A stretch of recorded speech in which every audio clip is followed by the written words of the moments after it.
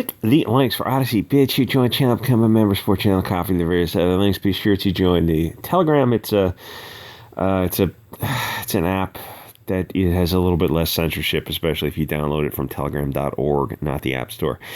So if Alex Jones is a treasure and must be protected. If he is such a clown, then why are they going after him so hard? And the real joke is when these media sites call Alex Jones far right. There are those of us on the further right on perhaps some issues to Alex Jones who wish he was a little bit further to the right. No, he's not Alex the Chi-Com Jones.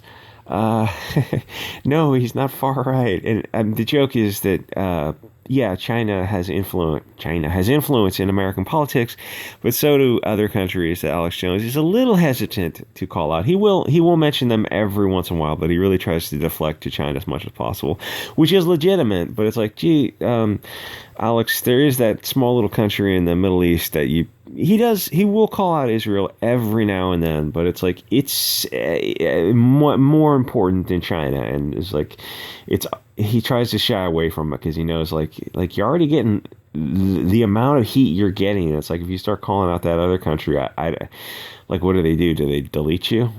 Yeah, I guess they might. I mean, that's always on the option. That's always on the table, which is kind of a weird time in American politics. So they kick him off of all of social media, and they are suing him into bankruptcy. Except it doesn't make sense, does it? Keep in mind that there are literal international types on social media who commit mass acts of malum in se activities, if you know what I'm saying. And they have social media presences, and they got blue check marks. Or at the more local level, there are criminals who will drive around live streaming their bad acts on social media. And, Congress never went after the multi-billion-dollar Facebook. Weird. Instead, they went after tiny little Gab. It doesn't really make sense, especially when you're looking like who has the ability, when do most of these bad acts occur? Facebook's. Who has the ability to disseminate more information? Facebook's. Oh, so we're going to go after Gab. That doesn't make any sense until it all starts to make sense. They don't care about local or international malum and se acts. They care about the ideas that Alex Jones types can propagate, even if he pushes these ideas a little bit humorously, or he leads you in certain directions where the people in the chat and the comments will lead you further, which is how social media really works. Most of his stuff is nonsense. It's just infotainment. But he does bring up Soros, the globalists, and the more important concept is how untrustworthy the media and the government are, which that used to be a firm foundation of the left wing. Military-industrial complex. I'll never trust the media and the government. And then that all changed because they realized, we're getting control of this centralized power, control the keynotes, infrastructure, and the pivot points. This is why these globalist puppet master types are very, very keen on central power, which is why they're doing what they're doing with the DAs and the police to let as much ultra violence as possible run through so they can have like a federal police state and a militarized police, because they know it's easier to control one group. Like if you have to move a lever, you move a lever once on one federal authority than it is to do it across 50 states. Anyway, so he is bringing up the idea, and there's more of this kind of stuff, obviously, is going to be on Odyssey, Bit Chute, Telegram, and Gab. So he's bringing up this idea of a parallel, hidden, ruling elite, lizard people, that actually exercises tremendous amount of influence, like almost completely unchecked power, sufficient influence to turn off cameras, sneak into a cell, and just delete a problem. Okay, and not only in the United States, but in France, and recently with that subway thing, it's like, so the cameras are off. And I'm not saying anything is dealing with that anymore, like it's some kind of psyop or anything. I'm just saying, like, it's like run your cities better so those cameras aren't off. Bay Area Rapid Transit, we're not going to release photographs of the the kids who are robbing the train. Why?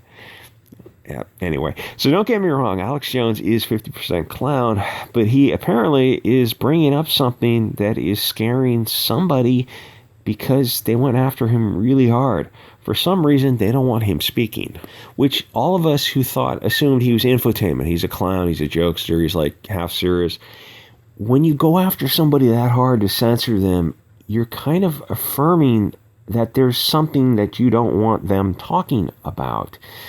So if you look at the big people who are the milquetoast right, the slightly right of center, Mark Dice, Louder with Crowder, Paul Joseph Watson, Salty Bread, there's a bunch of those guys, vaguely right of center, some libertarian, but you go, okay, so look at the things they talk about, and now look at what's missing. Like the stories, you overlay this pattern of what's missing in the mainstream media, even on the mainstream left, mainstream right, that bell curve, and now what does the alt media cover? Now, what do these mainstream right-wing guys not talk about? They're these missing, these little vacuum spots, or these little black holes, and you go, oh, that's the stuff that they're afraid to talk about because those are kind of landmines on social media. They want to stay on the mainstream social media as much as possible because for those guys, it pays so well. But you look at those little black holes and realize, oh, that's probably the more important thing by the fact that these black holes have tremendous influence and nobody's talking about them except on alternative media. So perhaps Alex Jones's most powerful argument is saying or hinting that we don't really have a representative government. We have this open parallel power structure, Google, Facebook, Twitter, Apple, Pinterest and a bunch of others, where 90% of discourse is taking place. You realize like 90% of the app traffic is controlled by Google and Apple. And there's no congressional protections to try to apply the First Amendment protections to the new town square, which you really should have been working on that at least 10 years ago. But we, the people, don't control these sites, and we don't have any way to redress our grievance if we have First Amendment. It's not the government. Yeah, but if it's the new town square, then it should be entitled to First Amendment protections. That's the argument. And there's a pretty strong one. If only somebody with some resources would make it. There's that 535 federal representatives who allegedly are bound by this Constitution and should be zealously advocating to protect our civil liberties. And they're just not. And I'm not even going to mention the ACLU because those people, they were corrupted about 20 years ago. They were maybe even longer than that, if you remember the Sandusky case. Anyway, we the people don't control it. They're not held accountable, and they could prevent people from getting elected. If you're not on Twitter, if Twitter kicks you off for a wrong thing, you're just not going to get in office. That should terrify more people. Social media is this unelected NGO that is extremely powerful, which is not what a free republic is all about. No NGO should be more powerful than we, the people. Politics is downstream from social media. If we're not guaranteed fair access, then they are the de facto rulers of the state. That's one issue, and that's terrifying enough. The second is more hidden. It's the Soros-Clinton stuff where they can go around the power of the sovereignty in the Eighth Amendment and delete someone who's in state custody. Didn't they just bypass their due process with the acquiescence of the state? Yes. And yes, there's due process for a reason. If you can just delete people who are in state custody, then the Constitution doesn't mean anything. It's like plot twist, we're at that point now. And they did that in America and in France. Ghislaine Maxwell is probably praying to her god, Lucifer, right now, waiting for her term. She knows that the next unscheduled visit, the steps coming down the hallway, she just knows that when those steps are up, it's like that's her time. Most people listened to Alex Jones and assumed he was a joke, and I legitimately did, but every once in a while he did drop some red pills. And it's not a question of people dropping red pills on like they talked about YouTube and the right-wing pipeline.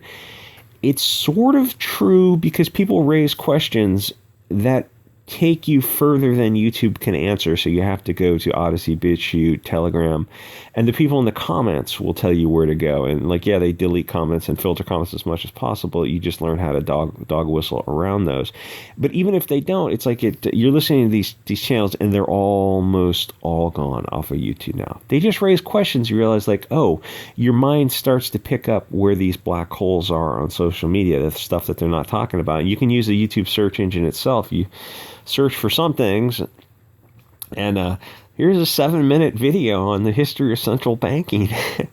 Really, it seems like there should be more information than that. If you look at the Rothschilds or something, it takes you to a Wikipedia article, and those little wiki articles are kind of like they're kind of warning systems for YouTube to tell you, oh, you're getting into dangerous water there, buddy. Yeah.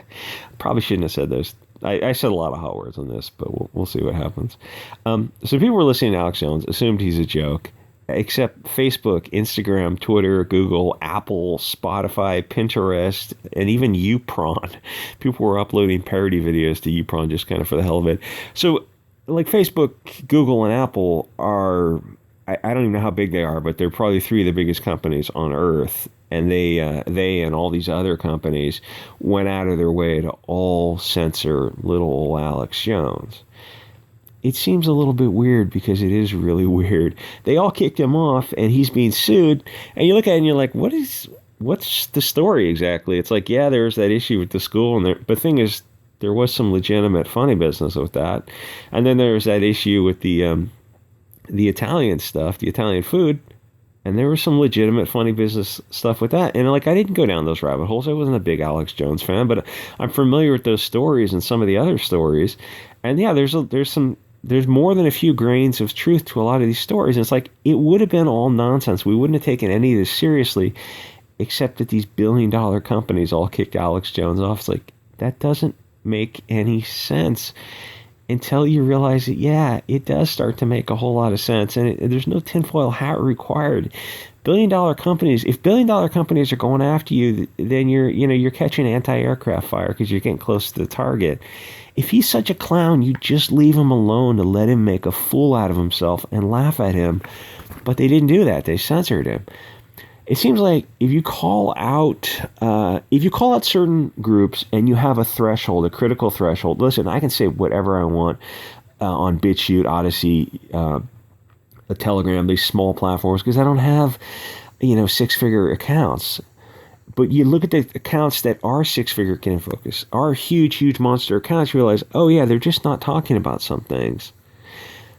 Why is that? On Odyssey and Bit Chute, it's like, you've got a lot freer speech on Odyssey and Bit Chute and these other accounts. It's like, are they scared? Is it like a golden cage thing? Is legitimately one part of it, but another part of it is like the old, I forget the Spanish. It's silver or lead. A bullet or blackmail, or a bullet or a bribe kind of thing. It's like more people should be talking about this stuff on the right, and they're not. Once they hit a certain threshold, they just dial it back. And I think it's probably both the golden cage. Like somebody who like that Salty and a bunch of these other people who are on the right, who are on alt media, it's like they have their Patreon, their subscribe stars and coffee accounts. They've got so much money that they're selling the story to the money as opposed to selling like real stories. But then the other side of that is like, if you can go into a jail cell in America, in France, and turn off the cameras and delete someone who's a problem, it's like, well, that's the other side. That's the lead threat.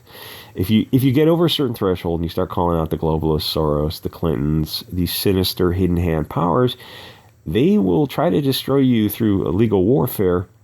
And then ultimately, if it comes down to it, if they need to just delete you, they can just delete you. It's like for that Epstein thing, that probably didn't cost a whole lot of money to pay off the chief security officer. Either pay him off, or it's kind of like a payoff, but it's like a payoff with a hint of a threat, more than a hint, a threat to it, and then pay off the two guards who were searching the internet for what they were going to spend their money on, and they go, yeah, we're going to have an investigation, but you'll be found there'll be nothing to go forward on this. So, I mean, like, that's a tremendous amount of power, and it's like this secondary power structure that exists. And gee, how come the media is not talking about it? Because some guy who's writing articles for the LA whatever, he's not going to. He goes, oh, I live in LA, I make $180,000 writing articles for some media company, paying his mortgage, it's a good life, got a little BMW. I'm not going to go get killed to write an article on Epstein, like be the one media guy. And then you realize, like, oh, whoever owns this media company, oh, it turns out he flew to Epstein Island 12 times. Well, how do you write a story? You don't. So those stories just don't get told. By like, the government doesn't go after these stories, and the media doesn't go after these stories. It's like, there's no, I hate to like do this hyperbolic, edgy 4chance thing and say like, it's very there's a ways to redress grievances using the soapbox, and then when you cannot avail yourself of that, you have to they if there's no way to redress a grievance, then you need to peacefully and legally and constitutionally reform the structure such that you are able to have a representative government, which we don't have now. Anyway, like, comment, subscribe, and I will see you guys all on Odyssey, Bit Chute, Telegram, and Gab.